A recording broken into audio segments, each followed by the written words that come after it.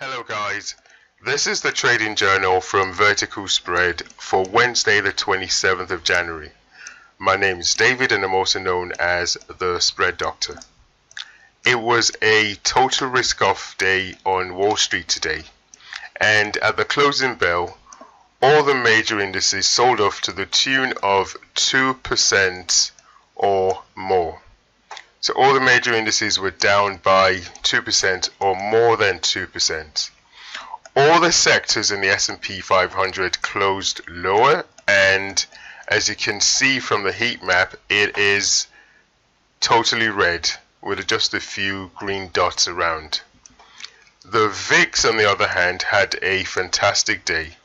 The VIX was up by a whopping 61% to close at 37.21.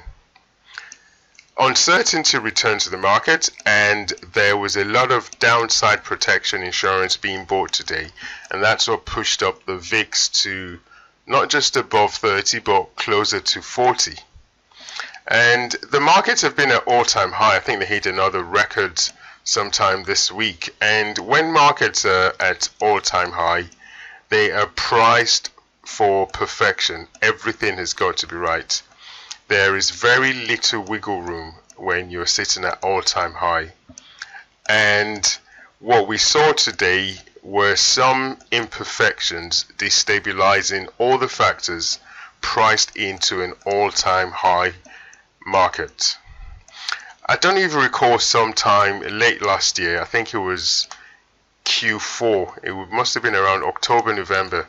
In one of my journals I spoke about Hertz, the car rental company. And I talked about the Robinhood traders and how they were buying a company that had already filed for Chapter 11 bankruptcy, and they were bidding up the stock. And they're bidding up so much that the valuation didn't make any sense, and it was totally unusual. And I think I even went as far as alluding that I didn't think they knew what they were doing. Well, if anyone from Robinhood is listening, I want to offer my deep apology for joining the Wall Street crusade in castigating the retail investors. It is now becoming abundantly clear that a paradigm shift is taking place in the public markets, and the retail investors are not only leading the charge, they're also taking prisoners. The institutions who have dominated the markets for so long and considered to be the sophisticated investors are increasingly being beaten at their own game. And they're being beaten by a group of investors that they and the media and probably myself a while back condescendingly referred to as amateur investors. There has been an uproar all week, and that uproar intensified today. And it appears that the uproar was not simply because of the insane volatility in a number of stocks, which I'll go over soon. The uproar was not even because some people made money on these very volatile stocks. The uproar was because the wrong side made money. We're so used to, and I include myself in this, we're used to reading about hedge fund managers making abnormal profits year after year, be it from momentum trading or trading on fundamentals or technicals or some quant model or a hybrid. Well, this time, the retail investors kicked the asses of the so-called sophisticated investors, and they did so in a spectacular way. The ass kicking by the retail investors on Reddit led some hedge funds to liquidate some of their profitable positions in stocks, the ones that have had a decent run-up, and they did this in order to cover margin requirements on some of the other stocks they shorted, and that probably exacerbated today's sell-off. The number one stock of the day, if not the number one stock, for the entire year. I know it's a bit early, we're still in January, but this stock could make it to be the most talked about stock for the year, GameStop. But I'll also be looking at a number of other stocks: AMC Entertainment, Express Inc., and KOSS Corp. But firstly, GameStop. This BBC headline here. This BBC headline, it encapsulates all I said above about the uproar. Failing firm soars in value as amateurs buy stock. What a condescending headline. For the sophistication shown by the retail investors in executing a strategy to make the hedge funds run for cover. So this is a 1-year chart of GameStop GME. On the 12th of Jan, GME was trading at $19, and that would be around here somewhere. It went as high as $380 today. That is a rise of 1,900% in less than 2 weeks. It was up some 134% today. These are ridiculous, ridiculous returns, ridiculous volatility. So why did the Reddit crew pile into this stock and push it up so much? Well, it was partly caused by an own goal by Wall Street institutions. The retail investors, the so-called amateurs, they did some research into some heavily shorted stocks, the ones with a high short interest, and then they stumbled across an anomaly in GME. In December last year, December 2020, the short interest in GME, in GameStop, was 140% of the stock float. That is mathematically impossible, but that is what Wall Street allowed to happen. So in order to short a stock, you need to borrow the stock from someone who owns it, and then you can sell it short. And the plan is, once you borrow the stock, say you borrow a stock is currently trading at, let's call it $100. You borrow the stock from a pension fund, you pay them whatever fee via your broker to borrow the stock. You believe the stock is going to go to 50. When the stock goes down to 50, you buy it back in the market for 50, you pocket 50, and then you give the stock back to whoever you borrowed it from. 140% short interest means the hedge funds were able to sell short 40% more stock than was available. They were able to sell stock without borrowing it, in effect. That's basically what happened. And the Reddit crew decided to squeeze the shorts. You know, they did their research and they found out, hold on here, 40% more than available. So they started buying GameStop. And as the price rose, the hedge funds who had shorted it had to rush to buy it back to cover their short positions. And that further pushed up the price. And according to some estimates, the hedge funds, their short positions so far have lost over $2 billion on this short squeeze. That's billion with a B. And as it happens, I just read some of the hedge funds are now tracking the posts in Reddit to know what the retail investors are going to do next. And I trust the retail investors are sophisticated enough to lead the sophisticated guys astray. The next one I'm going to touch on is AMC Entertainment. And as you can see, this one follows a similar pattern. Another short squeeze. AMC went from $3 last week, just last week. This is around the 21st.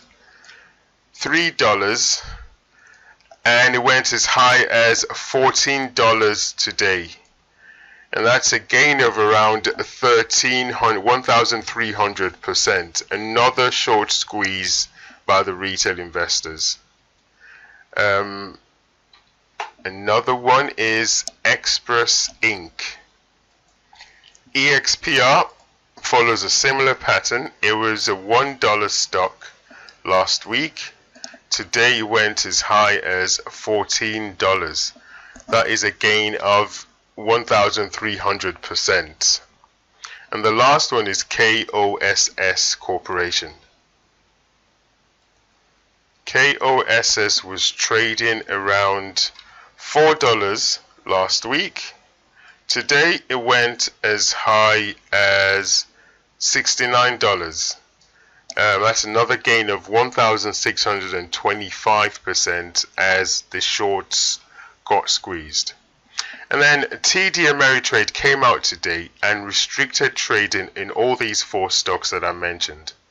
And I get the fact that there is tremendous risk in trading these volatile stocks, but where were Wall Street prime brokers when the short interest in GameStop was allowed to go to 140% of float? That was the major risk to the market, and not the retail investors trading stocks. Yes, some retail investors are going to lose money, but don't hedge funds lose money all the time? Not everything gets reported, but I think the retail investors have demonstrated their sophistication and have earned the right to be allowed to trade whatever they want, provided they understand the risk and they can meet the margin requirements. And I bet this GME story is going to attract the attention of the SEC. Moving on to my open positions, but before that, tomorrow, earnings announcements, or after the bell today, earnings announcements from Facebook, Tesla, and Apple. It'll be interesting to see how those earnings shape the market action tomorrow. I have now got 4 open positions. I closed MVCR, now I've got TAN, ZYME, FOLD, and PLUG, plus a synthetic position in QCLN. Starting with TAN, traded the 105-100 put spread. Let's see where TAN closed today. So TAN closed at $110.50.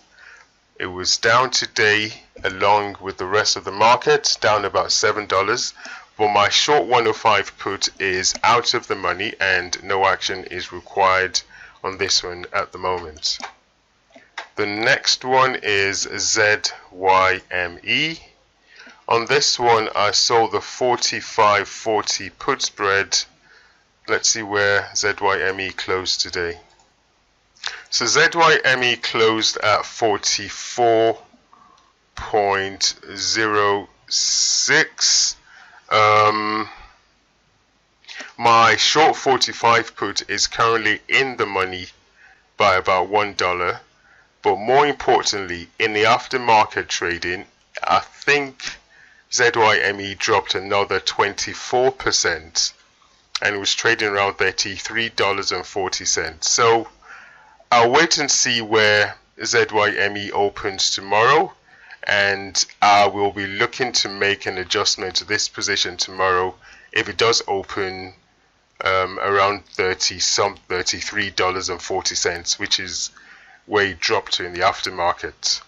The next one is FOLD.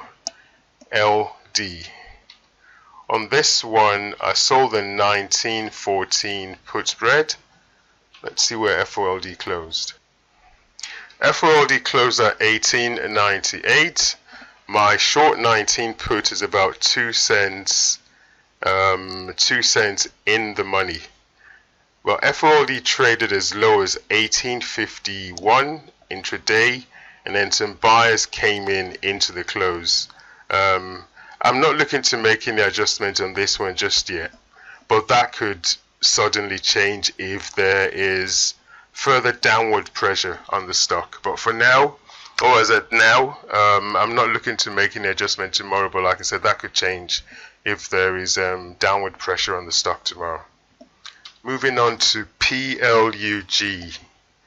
On PLUG, I sold the 55.50 put spread. Let's see where PLUG closed. So PLUG also fell today. It was down by about $8. Close at 64.42. My 55 put is currently out of the money and no action is required on this one. The synthetic position, QCLN, on this one it was selling the 77.72 put spread. So QCLN closed at $81.78. The 77 put is currently out of the money and no action is required on this position for now. And that brings me to the end of my journal today. As you can see, my positions are not immune from a broad-based sell-off as happened today, and some of my short puts were tested today. The main highlight is that I am looking to make an adjustment in one of them, possibly tomorrow, so please keep an eye out for a trade adjustment alert. Thank you very much for listening, and goodbye.